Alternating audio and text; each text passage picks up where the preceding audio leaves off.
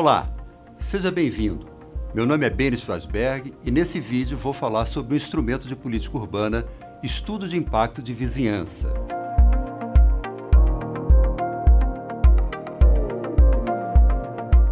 Qualquer atividade ou empreendimento de porte mais expressivo gera impactos nas suas imediações. Dependendo do local onde ocorrem, eles interferem na dinâmica urbana de tal maneira que podem gerar conflitos com os usos e atividades presentes no local. Por conta disso, esses empreendimentos demandam uma análise mais aprofundada e cuidadosa do poder público no momento da emissão do licenciamento. O Estudo de Impacto de Vizinhança, ou EIV, é um dos instrumentos do Estatuto da Cidade que busca equalizar os princípios da função social da cidade e da propriedade, funcionando como um instrumento de gestão complementar à regulação ordinária do parcelamento, uso e ocupação do solo. Trata-se, portanto, de uma ferramenta de extrema importância para o planejamento urbano municipal.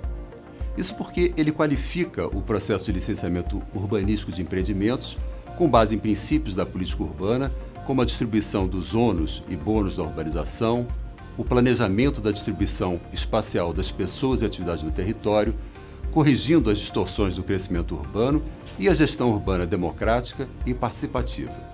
Nesse contexto, o papel do EIV é analisar e informar previamente a gestão municipal quanto às repercussões da implantação de um determinado empreendimento para que ele seja avaliado a partir da ótica da harmonia entre os interesses particulares e o interesse da coletividade.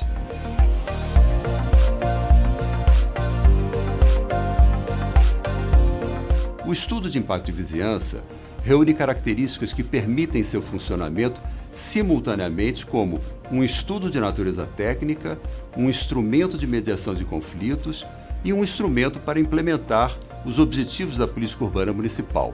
O EIV deve examinar as consequências positivas e negativas do empreendimento ou atividade público ou privado sobre a vizinhança.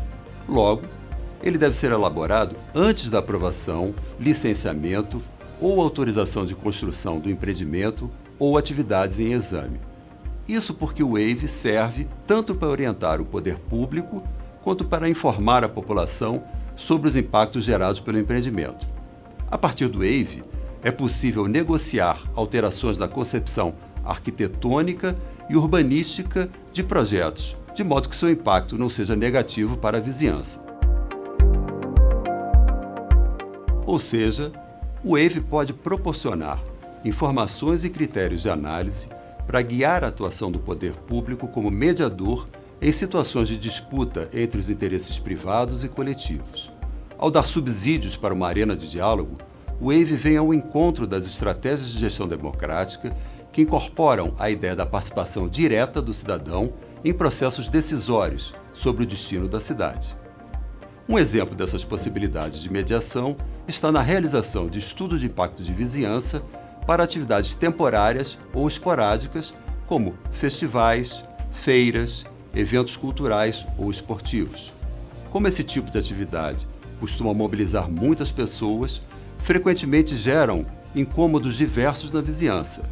O EIV dessas atividades, portanto, deverá indicar os impactos e as formas de mitigação ou compensação que auxiliem as partes envolvidas na pactuação de soluções. Por ser um instrumento que busca garantir o bem-estar e os direitos coletivos da população frente a interesses privados, o EIV guarda uma profunda relação com a promoção da função social da propriedade no contexto da cidade. Isso quer dizer que, ainda que um projeto arquitetônico esteja em conformidade com as regras urbanísticas e edilícias, ele pode ter seu licenciamento condicionado ou até mesmo negado, por representar distúrbios para o interesse público. Sob esse aspecto, o EIV rompe com o paradigma do licenciamento como mero ato administrativo, ao se basear na ideia do licenciamento como um ato público, discricionário e consciente, discutido com a sociedade e coerente com o interesse da coletividade. Nessa perspectiva, os interessados na aprovação dos projetos de empreendimento sujeitos ao EIV não se limitam ao poder público, proprietários, projetistas ou empreendedores. Esse processo vai envolver também a vizinhança imediata e, a depender do porte e dos impactos dos empreendimentos, os moradores do bairro ou da cidade em seu conjunto, contribuindo também para a consolidação dos princípios da gestão democrática.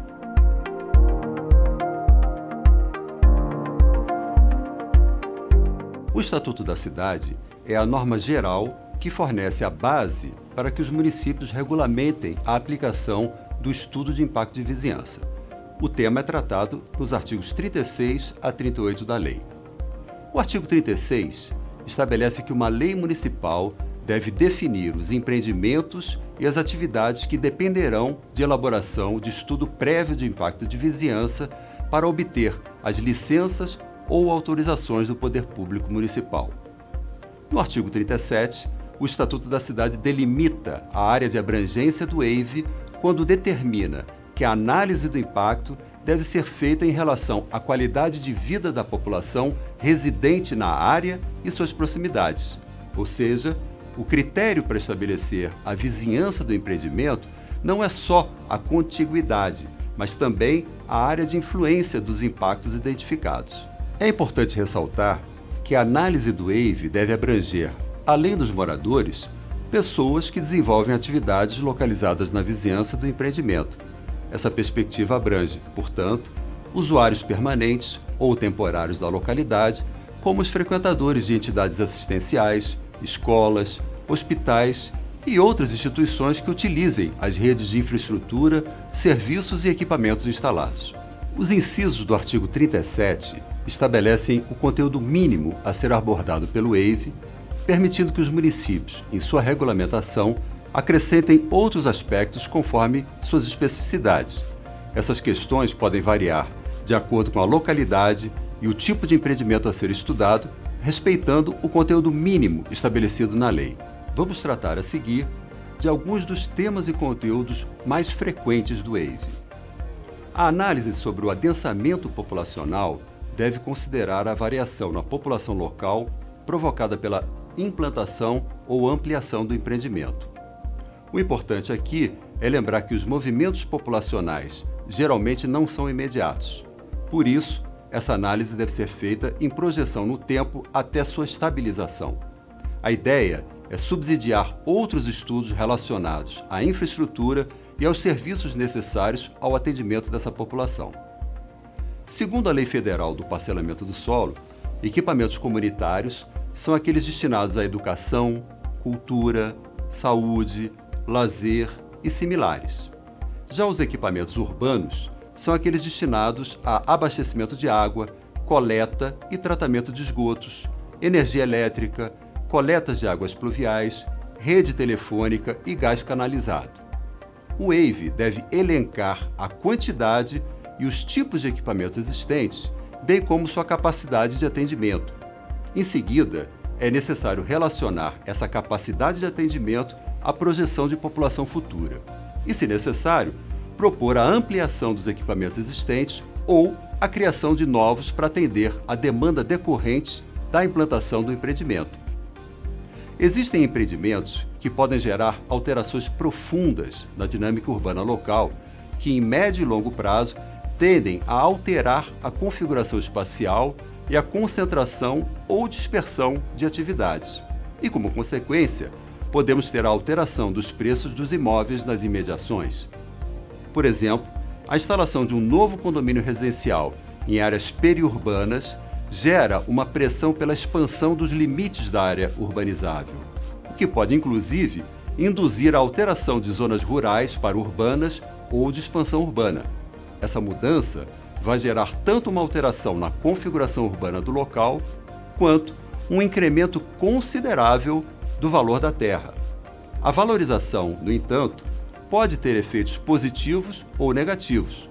No caso de novos empreendimentos em áreas degradadas, a expectativa é de que ocorra uma valorização imobiliária que desperte interesse no desenvolvimento dessas áreas. É possível, entretanto, que essa valorização gere efeitos perversos, como a expulsão indireta dos moradores de renda mais baixa, em decorrência do aumento dos aluguéis e taxas. Nesse caso, é preciso apontar soluções ou contrapartidas que impeçam ou minimizem esses efeitos. Um aspecto básico dos impactos urbanos de qualquer novo empreendimento é o incremento do número de veículos nas imediações e desdobramentos da malha urbana. Logo, a análise feita no WAVE deve identificar se a atividade ou empreendimento gera crescimento expressivo de tráfego a ponto de demandar transformações no sistema viário e ampliação do transporte público. Isso é vital para que o trânsito gerado não prejudique a mobilidade da vizinhança e do bairro. Especial atenção deve ser dada aos empreendimentos de grande porte, que concentram um número expressivo de atividades e pessoas nas suas imediações. Essa aglomeração pode implicar na diminuição da qualidade e fluidez no trânsito e no aumento da quantidade de viagens na sua área de influência direta e indireta, como shoppings e universidades. Esses empreendimentos são conhecidos como polos geradores de viagens ou polos geradores de tráfego. O estudo de impacto de vizinhança deve também analisar aspectos de conforto ambiental relacionados à circulação de ar, iluminação natural, poluição sonora e aumento de temperatura. Aqui, a atenção é sobre a adequação dos espaços vazios aos empreendimentos e atividades. Fatores relacionados às condições climáticas e regionais específicas que influenciam o microclima urbano, como a impermeabilização do solo, supressão da vegetação e variações da umidade, também podem ser analisados. A compatibilidade e boa relação do empreendimento com a cidade, em termos de inserção na paisagem urbana e atividades das edificações vizinhas, também são dimensões de análise demandadas para o WAVE. Em municípios com expressivo patrimônio histórico e cultural, o WAVE pode funcionar como subsídio à definição de parâmetros para a elaboração de normas de conservação e também para a análise de projetos de restauração ou implantação de empreendimentos em imóveis tombados. Finalmente, voltando ao texto da lei, vemos que no parágrafo único do artigo 37, o Estatuto alerta para a necessidade de se dar ampla e regulamentada publicidade aos documentos integrantes do WAVE. Esses documentos devem ficar disponíveis para consulta a qualquer cidadão no órgão competente do poder público municipal durante determinado período. A publicidade e a informação da sociedade civil são importantes instrumentos de controle social que previnem o desvio do instrumento para interesses particulares. Segundo o Estatuto da Cidade, a aplicação do WAVE depende de regulamentação em lei municipal, que pode ser o Plano Diretor Municipal ou uma lei específica própria para o instrumento. No entanto, o Conselho Nacional das Cidades, por meio da Resolução 34 de 2005, recomenda que os critérios para a aplicação do estudo de impacto de vizinhança estejam contidos no plano diretor. Para regulamentar e aplicar o WAVE, alguns elementos básicos devem estar contidos na lei municipal, como os tipos de empreendimentos ou atividades para os quais é exigível o WAVE, a natureza dos impactos que serão analisados, os critérios para a definição de medidas compensatórias, os critérios para a definição da área de influência do empreendimento, as competências do poder público e dos empreendedores no processo do WAVE, e os procedimentos e aspectos de controle social que garantam a publicidade e a participação da sociedade civil. Vamos então falar um pouco sobre cada um desses itens. As atividades ou empreendimentos impactantes e condicionados à aprovação do WAVE devem ser definidos com base na dinâmica urbana local e nas diretrizes e estratégias municipais de ordenamento do território. Para isso, podem ser usados critérios de porte do empreendimento ou tipo de atividade ou uma combinação de ambos. Aqui, podemos ver alguns exemplos de critérios para a delimitação de empreendimentos sujeitos ao WAVE utilizados em legislações municipais no Brasil. Muitas vezes, é importante relacionar o uso com o porte do empreendimento. É preciso lembrar também de relacionar esses critérios com a localização do empreendimento na cidade. Por exemplo, uma casa de festas em área residencial pode ser impactante, mas em um setor isolado pode não oferecer impacto à vizinhança. Podem ser previstos também casos especiais de exigência do WAVE para empreendimentos ou atividades onde existam impactos cumulativos, ou seja, para atividades em que os impactos se somam a outras atividades existentes, agregando escala e avolumando os efeitos na região da sua implantação. O próprio texto do artigo 37, em seus incisos, introduz as dimensões de análise que devem ser consideradas no WAVE. Essas dimensões devem ser analisadas, tendo em vista o tipo de impacto que podem causar.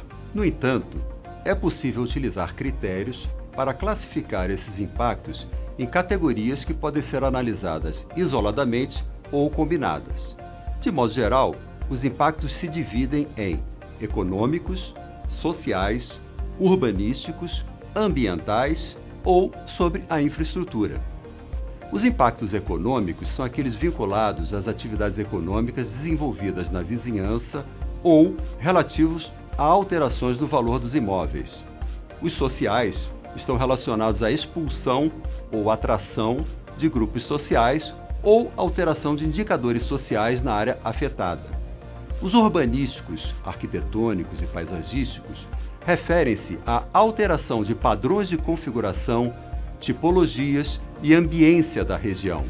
Os ambientais estão associados à arborização, poluição visual e sonora e aspectos microclimáticos.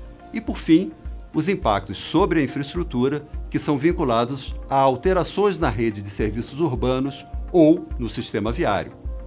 A avaliação da área de influência de um empreendimento está ligada à extensão dos efeitos que podem decorrer de sua implantação.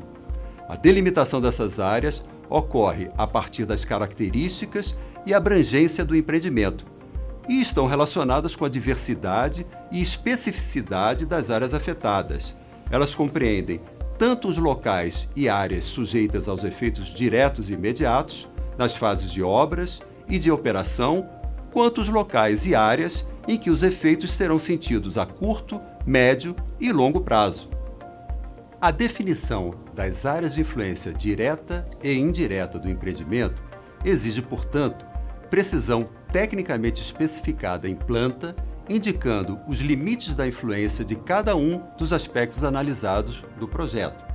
Os critérios para a definição de área de influência devem ser objeto de especial atenção na regulamentação, uma vez que existem elementos culturais e regionais que não são universais. Um bairro, uma região ou mesmo uma cidade inteira pode constituir essa área de influência. Além disso, é importante levar em conta não só os tipos de impactos ligados aos empreendimentos, mas como eles se relacionam com a comunidade, que constitui a vizinhança, seja por razões de moradia, trabalho ou estudo permanente. É um princípio básico do WAVE a implementação de uma lógica compensatória com o estabelecimento de medidas para minimizar impactos negativos e otimizar os positivos. O dimensionamento adequado das medidas mitigatórias é um exercício de busca do interesse coletivo. A prática mostra a necessidade de estabelecer um repertório de medidas ou uma matriz de relação entre zonas urbanas e atividades para referenciar esse dimensionamento. As condicionalidades para a viabilização do empreendimento podem ser de várias ordens. A título de exemplo, podemos apontar algumas proposições usuais de medidas mitigadoras e contrapartidas, não perdendo de vista que elas devem sempre ser relacionadas e compatíveis aos impactos causados. Ainda que por questão de prazo de implantação essas medidas não sejam atendidas, antes da emissão da licença final, o empreendedor deve se responsabilizar pelas providências necessárias para sua conclusão mediante, por exemplo, a assinatura de um termo de compromisso. A regulamentação do WAVE não pode prescindir do estabelecimento claro dos procedimentos e fluxos do processo de aprovação, mesmo que eles possam variar conforme o porte do município e a capacidade técnica instalada. Assim, a regulamentação deve estabelecer todo o fluxo processual, requisitos, exigências e procedimentos a serem realizados pelo empreendedor e órgãos públicos na aprovação e acompanhamento de medidas mitigadoras ou compensatórias. O fluxo de tramitação do WAVE se vincula, em geral, ao processo de licenciamento e aprovação de construção, ampliação e funcionamento de empreendimentos ou atividades. Envolve, quase sempre, órgãos de controle urbanístico, edilício e ambiental. Quanto maior a integração entre equipes da administração pública, maior a agilidade nos procedimentos e a própria efetividade do instrumento. A transparência dos fluxos administrativos, incluindo os prazos e etapas, dá garantia de direitos aos cidadãos e empreendedores, contribuindo para qualificar a gestão urbana. Junto à tramitação administrativa, a participação popular é outro fator indispensável para a qualificação e aplicação adequada do EIV. O respeito ao conhecimento da população sobre a região é imprescindível para que o EIV amplie seu papel como instrumento de democratização da gestão urbana. A realização de audiência pública não esgota nem pode limitar as formas de participação democrática no processo do EIV. Outras formas, métodos e recursos, como oficinas de debate presenciais ou virtuais, os grupos de debate via internet, por exemplo, também podem ser contempladas na Lei de Regulamentação do EIV. Finalizo esse bloco destacando que o EIV é um instrumento que requer um acompanhamento e monitoramento constantes, ou seja, não basta que a Prefeitura aprove o estudo e licencie o empreendimento. É necessário também acompanhar a implementação das medidas mitigadoras e compensatórias. Para isso, existe a necessidade de capacitação constante dos quadros técnicos municipais, sobretudo aqueles que tratam das atividades de fiscalização, aprovação e licenciamento de projetos. Caros amigos, procuramos nessa aula demonstrar como elaborar, regulamentar e implementar o estudo de impacto de vizinhança e destacar a sua importância para o aperfeiçoamento da gestão urbana municipal. Trata-se de um instrumento de enorme potencial que deve ser bem regulamentado e aplicado pelos nossos municípios, contribuindo para a construção de cidades democráticas, sustentáveis e equilibradas. Um abraço e bom trabalho!